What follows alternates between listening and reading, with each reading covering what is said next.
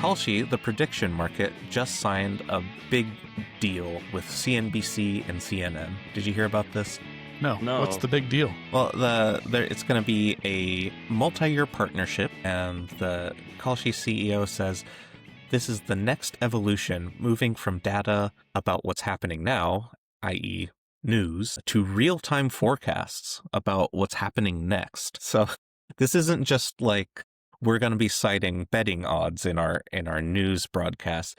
We're going to be getting data about the future. That's like they'll be reporting on like the Israel-Palestine ceasefire, and then like on the ticker on the bottom, there'll be like odds on whether it's going to last, the over-under on the how long it'll last. Yeah, I think that's maybe the optimistic version of it, where this partnership is just a long-running ad for this gambling platform where they're basically putting a ticker with the odds, and then you can go bet on how many children will starve to death in Gaza. Is that on there? Yeah, basically. I mean, if you're betting on the outcome of a war, you are betting on the deaths of children one way or another. I was just wondering if the betting on the actual number was on there, because no amount of ghoulishness would surprise me at this point. So from Kalshi's perspective, it is a big advertisement for them, right? Being on TV all the time, reported as news. But what does this do? So I do notice this is on CNBC, right? Which is like this very like market focused news network. So I guess for them, but also CNN. So this is like two deals. CNN. You know what this reminds me a lot of when I first saw Twitter, or like when I first heard of Twitter on, I guess, CNN or on. Now Twitter has been so normalized, like it worked is what I'm saying. When I first heard it, I was like, it's like, why are they reporting this as news? It's like some celebrity or somebody like just tweeted some bullshit, and it's like, why is this news? Some idiot said some bullshit. Like, that's not news. And which is the same as this. It's like, some idiots are betting on some bullshit. That's not news. Yeah. But I think it could work. That's true. I will say, in defense of news, or I guess as a broad attack to news generally, if you're ever feeling bad about Twitter being news, you should read an old newspaper. They used to release 6 newspapers a day or whatever. They used to piece together their own Twitter, basically, analog style. Right. Like, yeah, sure. The 24-hour news broadcasts have long suffered from this, I guess, where just like they are just trying to come up with something to talk about. But yeah, I guess what you're saying is even written news, there's just not that much news all the time back when things worked. Yeah, there used to be an evening edition, like a paper newspaper that would come out in the evening, like 1 in the morning, 1 in the evening, and they would have to fill the pages for both of those. Also, they once euthanized a British king to make sure that he came out and his death was carried in the more prestigious paper. I forget if the evening or the morning one was more prestigious, but like they knew he wasn't going to last like a whole nother day, and they were worried if he died past the news cutoff, the news of his death would be in the unprestigious paper instead. So they gave him an overdose and killed him in time. Are you fucking kidding me? No, that really happened. Man, that is, talk about like obsession with optics, man. Yeah, seriously. All right. So anyway, this whole Kalshi thing definitely then from CNBC's point of view and CNN's point of view is just apparently there's no news to report on. It's just so boring to talk about like corruption and the decay of our government and our bad decision making and real problems that are everywhere. They instead need to report on a gambling website. It's just content, baby. Like news is so old hat. What they want is content, like what we produce.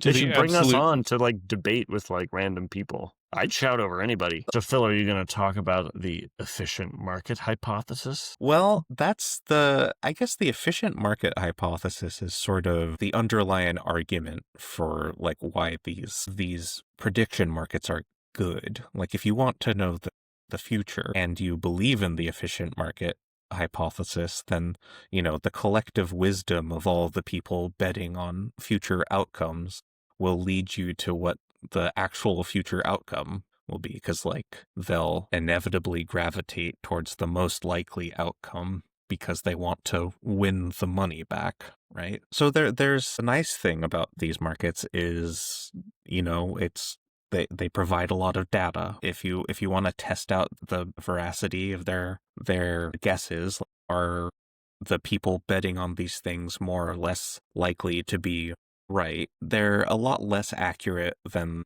the people advertising the platforms would like you to think they are. So there's a study by Joshua Quinton and Sufan Huang at Vanderbilt University that aggregated the predictions from a couple of prediction websites. So Kalshi, Predictit, and Polymarket.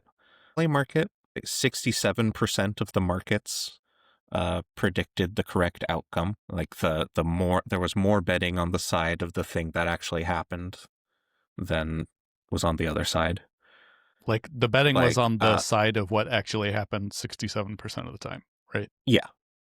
Yeah, the majority was correct 67% of the time on Polymarket, 78% of the time it was correct on Kalshi, and then Predictit got 93% accuracy, which I think is pretty Damn, good, dude. but I don't know too much about Predictit. So I'm looking at the abstract of this paper. It says, okay, while 93% of predicted markets correctly predicted outcomes better than chance, accuracy fell to 78% on Kalshi and 67% on Polymarket. So Better than chance is the metric. So that is helpful because that like accounts for things like where if there's more than 3 possibilities, basically if there are 3 possibilities, then random chance would get it right 33% of the time. Yeah. So let's see. Clinton, one of the authors of this study, said that the real finding is similar markets, like the presidential winner-take-all market, were not only consistently priced differently, but also that the changes in daily closing prices were largely unrelated. This suggests that market activity was based on within-market pricing dynamics, rather than a reaction of traders to new political information. Right, because A otherwise, lot of the volatility, yeah, because a a lot you of should the be able volatility to arbitrage it. was due to within market actions and reactions. Like the market is reacting to the market, right? It's not reacting to the event in question. Like It's more like people gas are prices, reacting to basically. other actors within the market. But I think like if the efficient market hypothesis is true, then there aren't arbitrage opportunities. You can't because all the information would be the same across the markets. But like the efficient market hypothesis is bullshit. Like it's not real. Fine. Right. Like, yeah, if the flat earth theory is correct, then we're all, Sure. somewhere down in the firmament. Yeah. What are you talking about? Okay. Good point. Yeah. So like basically this is a market. It's not prediction engine, it's just a market, and the actors within the market are reacting to market dynamics. And there are problems with markets, especially unregulated markets. Like the big problem with Polymarket in particular is the whale problem. Have you heard of whales in like a market sense? Yeah, like that. They have beautiful siren songs. It's more of a gambling term, I think, a whale. A whale is like a big thing that you can hunt? Is it kind of like that? In online gaming, it's people who spend a lot of money, so I assume it's something similar here. Yeah. In online gaming, it's like the people who support your lifestyle on the mobile game, keeping it free to play because they'll buy all the cosmetics and whatever and allow the company to keep functioning because they'll just make the company work through sheer force of, I don't know, loot box addiction. In a gambling context, a whale is like a big spender. They're going to come in and they're going to drop the highest stakes and they're going to lose it all to the casino, but they're going to be catered to because they spend so big. On Polymarket, it's kind of like you were saying earlier, right? You put in money like, okay, is Hillary or Trump going to win the election? Well, I'm a big Hillary supporter in this situation, and I have a lot of money, and I'm really confident that she's going to win. So I put in like $1 million on that side. Well, because you put in $1 million on the Hillary side of that equation, it will now display that, you know, like where there was like, let's say $500,000 on each side, it was 50-50. If you put in $1 million, it's okay. So now there's $1,500,000 on this side and 500,000. It will display that likelihood as 75% to 25%, right? If you're interpreting that Something like that. as likelihood. Right. And yeah. what would it be that's like if rich interesting. people had a lot outsized influence on politics? We can only speculate, of course, because we've never had any I'm not experience saying with it's anything like that. a problem that doesn't exist outside of this market. Yeah, but no, totally. I would just, So interesting. So yeah, there was gambling as it feels like it's trending, Is this like just recently like 30 NBA players and staffers were arrested for basically insider trading of basketball knowledge or, whatever, for basically cheating in basketball gambling. that's a nice transition into the second problem I wanted to get to, which is the insider trading problem. In an unregulated market like Kalshi or Polymarket, insider trading is basically encouraged. If there's no punishment for insider trading, then the incentive is if there is an incentive, you should do it, right? Like if you have inside knowledge and there's no punishment for like this theoretical crime, it's not technically a crime on these platforms. It seems like they have no ability to enforce it. they hit us with a for instance, like how do you insider trade on the presidential election? Or Well, so maybe you can't do that one it doesn't unless you're have to- Joe it Biden do- and the Democrats. Joe Biden threw the 'Cause- election, dude. He was only pretending to have dementia. He bet big on Polymarket, dude. We talk a lot about the political stuff because it's our field of expertise. But one user by the name of Alpha Raccoon, later changed to Zero Xaf E, some Hexadecimal. hex It's key. hex. Yeah. Made $1.15 million in a very short period of time by correctly guessing the highest searched names on Google Trends. They were, That's such a random thing to bet on. well, it's not exactly Not random you're a if you Google employee. also allegedly earned $150,000 by correctly predicting the exact release of Google's Gemini 3.0 model, predicting not just that it would launch, but also the precise day it would be announced. It's kind of suspicious for you to know this much about Google. I mean, you must be a real fan. You must have done a lot of research on Google. Or perhaps, as the allegations go, you have insider knowledge. So this Alpha Raccoon was able to guess that Deforvid was the top search name on Google Trends, despite it being a 0.2% chance of winning on November 29th. What is that? He's a rapper Forbid- who killed a girl, allegedly. He is a rapper who was found, who they found a dead 15-year-old in his car. But he was dating her or whatever, so it wasn't just some random girl. These Davids, man, can't be trusted. No, I'm reading here it's Deforvid. Like, I wonder if he's related to Mithrigan. You can't just say that all alphanumeric Americans are related. This is highly problematic. That sort of insider trading is that's a pretty interesting example. I think like similar is actually taking action to cause these things based off of where the markets are at. Well, interesting that you say that, because I have another example of insider trading. Dude. This time, this again on Polymarket. So right before the announcement of the winner of the Nobel Peace Prize, like the top trending person was Yulia Navalnaya, the wife of Alexander Navalny, the assassinated Russian political figure. She was like the top trending person to win the Peace Prize this year. And then a couple hours before the Peace Prize was announced, the actual winner, Maria Corina Machado, her percent just like spiked from basically nothing to like 80% on Polymarket. I think what happened here was market saw a shift where someone put a ton of money on this one, person to win. And then people put in a bunch of money on top of that because they saw that sudden shift and they thought that, well, if there's some insider trading going on, I want to be on the inside. I mean, you definitely don't want to be on the outside, right? Turns out, like, whoever was involved with the Nobel Peace Prize Commission who wanted to make a quick buck off of world peace, which is pretty gross.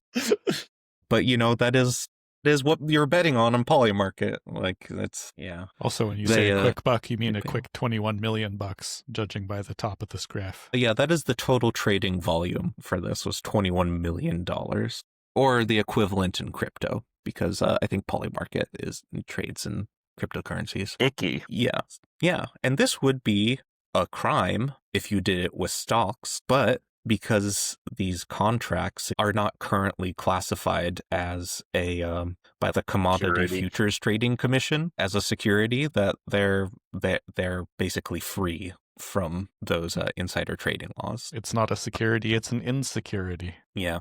Which, like, if you're an organization that cares about, if people are gambling on the stuff that goes on, like maybe it affects the integrity of your organization, like say Major League Baseball or any sporting organization, like you would have a problem with this. So on March 7th, Major League Baseball submitted a letter to the CFTC, the Commodity Futures Trading Commission, arguing that Kalshi lacks sufficient measures to prevent insider trading, which, yeah, I'm with them there. After, I picked these, but there's like a couple more stories I could have picked from, just prominent examples of people making out like bandits, just doing clear insider trading. But yeah, I mean, they're just like, if you're betting on the outcome of a game, I don't see how that's any different than a sports gambling. It is against league rules for the players to bet. Major League Baseball sent out a letter internally, an email internally, like reminding players that betting on things like Kalshi or Polymarket is against their like anti sports gambling policy. So presumably the big sports betting sites that they don't send these complaint letters about must like take the ID of the person and ask, who do you work for? And have a box that you check to swear that you don't work for them.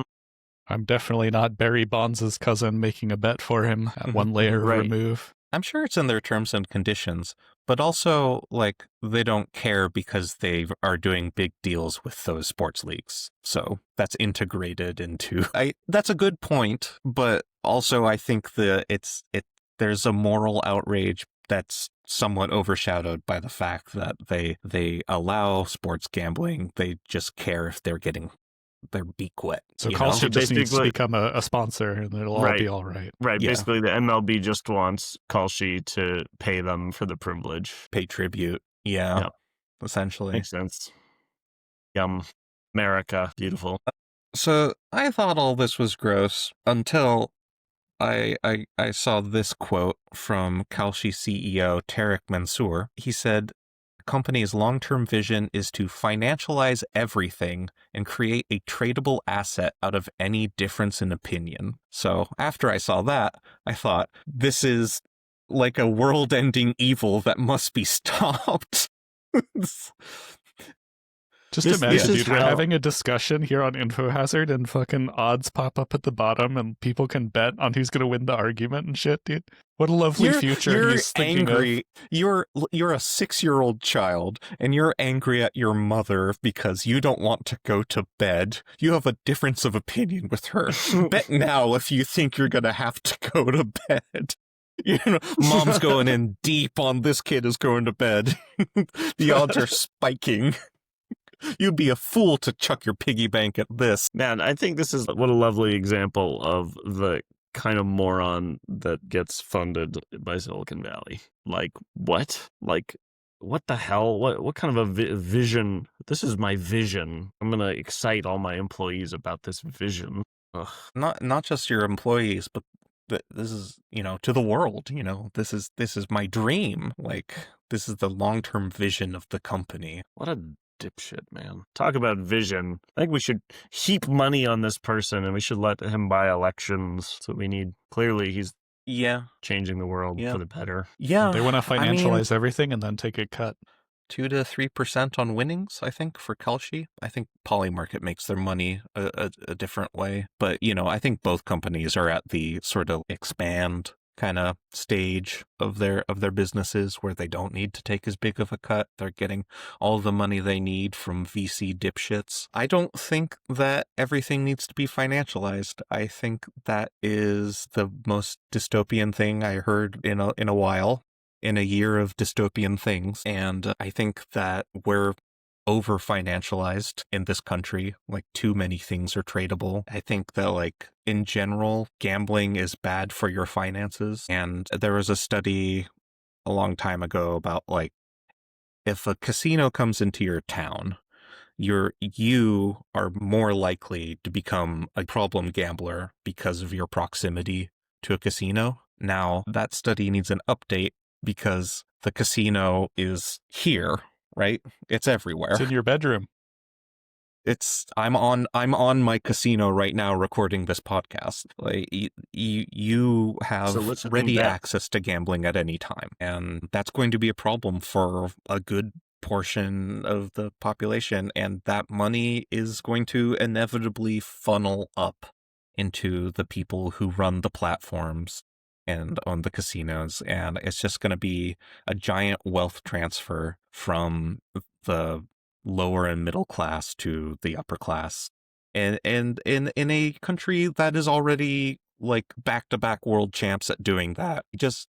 America's rich don't need the help. We should crack down on all this gambling. I guess I'm an anti-gambling guy now, which doesn't make me a cool guy. If you're pro-gambling, let me know in the comments. Make the case for why Baccarat is the best. I don't know. I guess make the case that it's a sound investment, that it's going to improve social equity or I think lives of people. They wouldn't argue that. They would just, people should be allowed to do whatever they want, even if it's dumb, if it's not hurting other people, would be the argument that I would make for gambling. I think the argument that a lot of people would make is like, but I know I'm so smart and I know a lot about what's going to happen. I can just apply my wisdom and brilliance. But like, anyway, to any commenters who'd like to bet with us about when the next InfoHazard episode will drop. Yeah. We'll take your bet. Remember, if most people won their bets, then we wouldn't have casinos. Keep that in mind when you are really confident about your counterpoint, prediction. Phil. I'm not most people. Boom. I'm the universe's special boy, dude. I'm lucky. Bad things won't happen to me because I'm a good person. I deserve good things. The universe's special boy. You are a special boy, Danny. We'll catch you again next time on another slam banger of an episode of InfoHazard.